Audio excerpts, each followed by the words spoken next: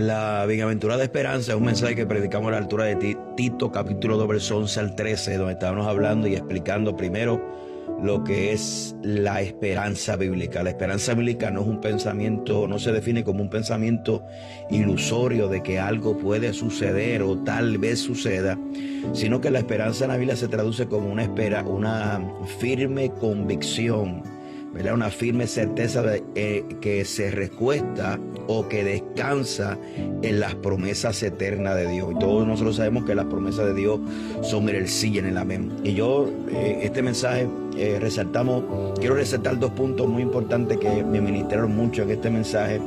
Y es número uno, que esa bienaventurada esperanza le da sentido al sufrimiento. Y cuando Pablo escribe en 1 Corintios capítulo 15, verso 32 al 34, dice que si como hombre batallé en Éfeso como contra fiera, ¿qué me aprovecha si los muertos no resucitan? Comamos y bebamos porque mañana moriremos, dice la palabra. Y Pablo estaba hablando de su experiencia, ¿verdad?, en ese viaje misionero y esa plantación de iglesia en Éfeso, que se encuentra a la altura de Hechos, capítulo 19 y el capítulo 20 de Hechos, donde Pablo prácticamente invirtió 2 a 3 años más o menos de su vida en ese lugar, ¿verdad?, lleno de una opresión de brujería y de paganismo. Ahí se encontraba el templo Artemisa. Leemos el texto donde Pablo narra su experiencia que se sostuvo luchando contra fiera.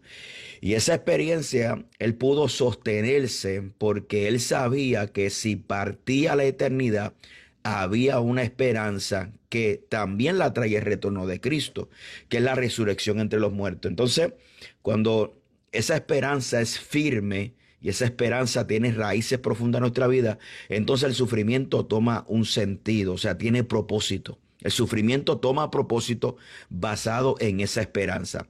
Hablamos acerca del tema que muchas veces este mensaje no le hace mucho sentido a la iglesia actual, porque cuando nosotros comenzamos a leer este mensaje que está muy ligado a la venida de Cristo, nos damos cuenta que la iglesia del primer siglo, segundo siglo, donde llegaban las epístolas y todos conocemos, era una iglesia sufriente, perseguida, y hacía sentido ese mensaje de esperanza, ¿verdad?, que no se predicaba desde el punto de vista como de temor o de miedo, generar miedo, sino más bien de un glorioso futuro que le espera a la iglesia. Por eso la Biblia dice en Apocalipsis, donde Dios, Apocalipsis capítulo 21, verso 4, dice que enjugará Dios toda lágrima de los ojos de ellos, y allá no habrá muerte, ni habrá más llanto, ni clamor, ni dolor, porque las primeras cosas pasaron. Y ese mensaje esperanzador, que también lo contiene el libro de Apocalipsis, la iglesia lo entendía de ese punto de vista de que el sufrimiento, y como Pablo también decía, porque esta tribulación momentánea producirá más en nosotros un cada vez más de excelente peso de gloria.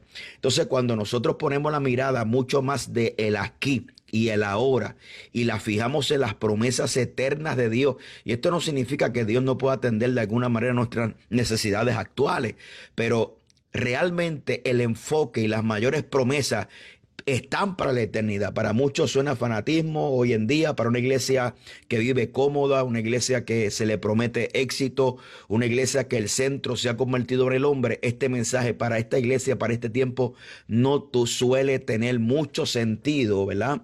Pero si se predica de la perspectiva correcta, sí vamos a encontrar sentido. ¿Por qué? Porque todos nosotros pasamos diversas pruebas y circunstancias, y más las que son por causa de Cristo.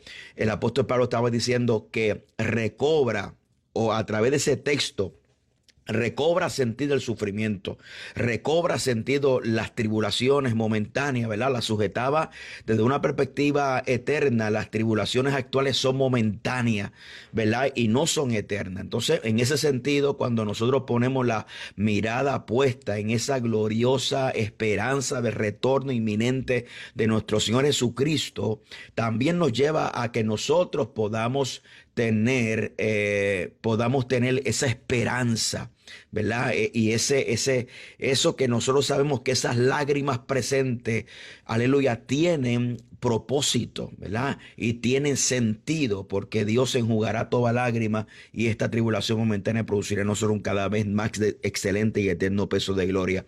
Y otro punto que me gustaría resaltar es que la esperanza es la que produce santidad. De esa vida, dice la Biblia, 1 de Juan capítulo 3, verso 2 al 3, dice: amados, ahora somos hijos de Dios y aún no se manifiesta lo que hemos de ser. Pero cuando Él se manifieste, seremos semejantes a Él, porque le veremos tal y como Él. Y todo aquel que tiene esta esperanza se purifica a sí mismo como Él es puro. Cuando nosotros podemos entender este mensaje completamente del retorno de Cristo, de la inminencia del retorno de Cristo, podemos entender que Cristo no viene por cualquier iglesia.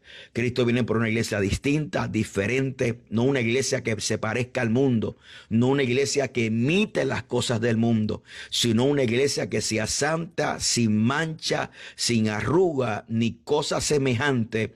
Una iglesia que se parezca a Cristo y que honre lo que es realmente ser cristiano, que en el sentido bíblico es una persona que es imitador de Cristo. Entonces, me parece poderoso la enseñanza de la bienaventurada esperanza, de cómo nos enseña. Simplemente voy a tocar 2 puntos.